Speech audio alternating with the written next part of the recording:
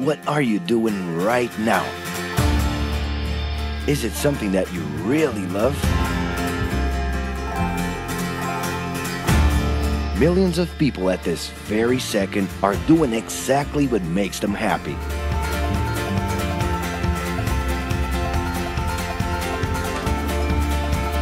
But wait a minute. You spend a big part of your life working. And any job has the potential to drive you insane. I think this is a good time for a break. But, of course, there's a bright side.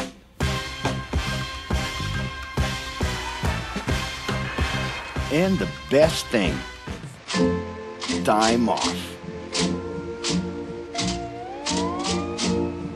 As a matter of fact, the way we work influences new trends and behaviors in society. And if some things are new and different to you, and to everyone else, it's good to know that the ones who really captured the idea are those young millennials. Otherwise known as Generation Y, G, we, globalists. Okay. We know you heard about this. They represent a new workforce in the global market and have high aspirations. Half of them already have or plan to open their own businesses. Because of their digital, liquid, and collective mindset, they are affecting the way we produce and work in the future. Sounds complicated? Actually, keeping things simple was the motto that baby boomers worked by in the 60s and 70s.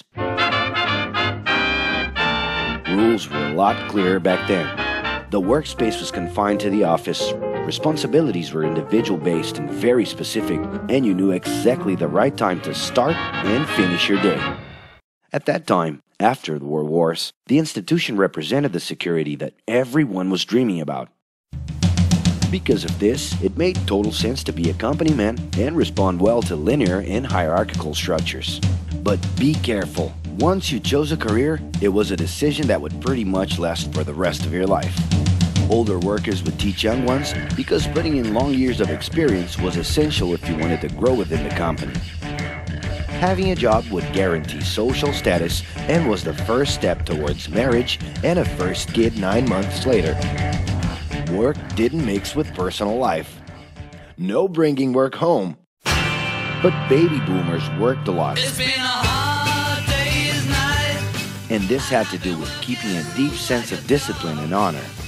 Day-to-day sacrifices guaranteed that the family would be taken care of, and they knew that a big payoff would come, even if it would take a while.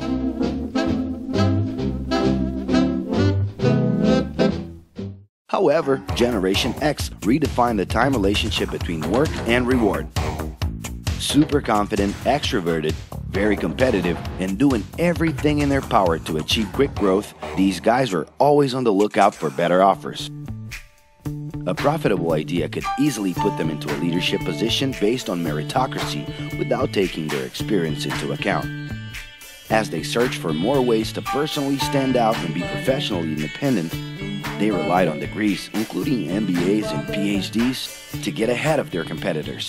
Pressure, pushing down on me, pressing down on you.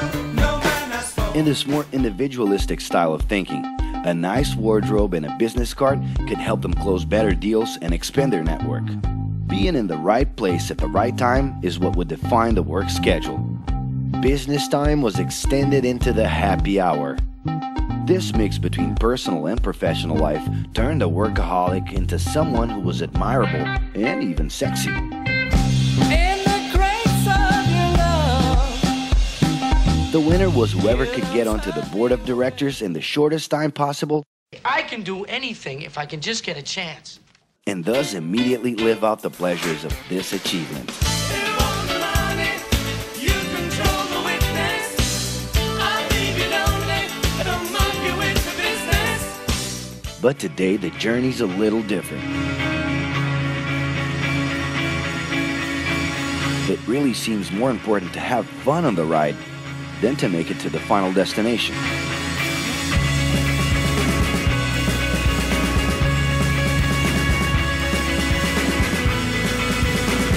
Ironically, millennials, those unpredictable kids, are the ones perfectly translating this new vision.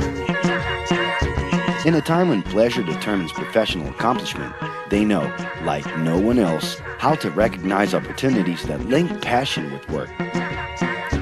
It's not right, but it's now or never. The creative economy, new professions, an entrepreneurship boom, and the new collective power are painting a brilliant and never-before-seen scenario.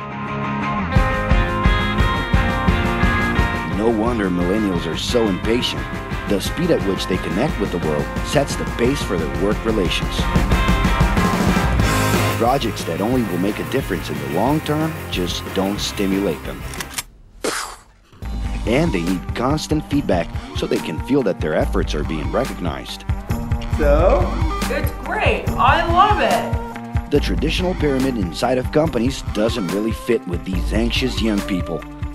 They're excited about working with older generations, but only if the relationship is on equal terms and with mutual respect. It's all about exchanging knowledge, no matter your age. Being that millennials find empowerment in discovering things on their own. It's natural for them to diversify their channels and seek out informal types of education instead of simply picking out a major. In the end, professional commitment is not just a norm. It's something that naturally comes from truly engaging experiences. Besides having a job, it's become more important to have a purpose that can be carried out in different forms at the same time. Mobility, shared workspaces, home offices, and the possibility to create your own hours make work always present, anytime and everywhere. For that reason, people with different work styles are having more freedom to tap into their talents, and even those with introverted personalities can transform their ideas into million-dollar businesses. Yes, you can stay in your pajamas as long as you maintain an updated and attractive profile across your social network.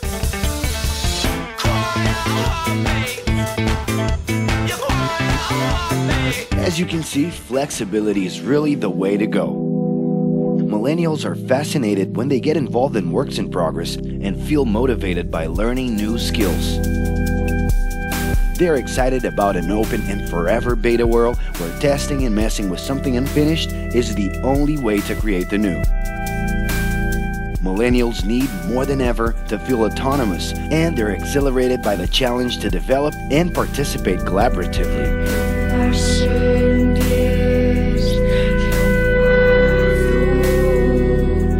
They can change direction quickly and don't let attachments hold them back. It's about living better in the present with no illusion that the future can be controlled.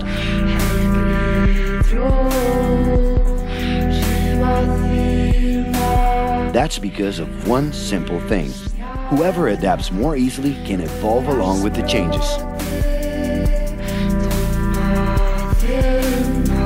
And if you feel overwhelmed by everything so far and are looking for the right answer, well, sorry, we're still going to ask you another question.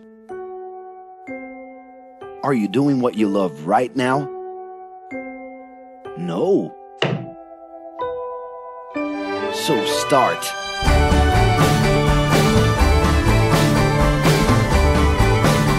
The clock is ticking and your life is in a hurry. Discover your life's purpose and make it happen. Loving your work will put you in motion. It's the only way to lead a fulfilling life every day.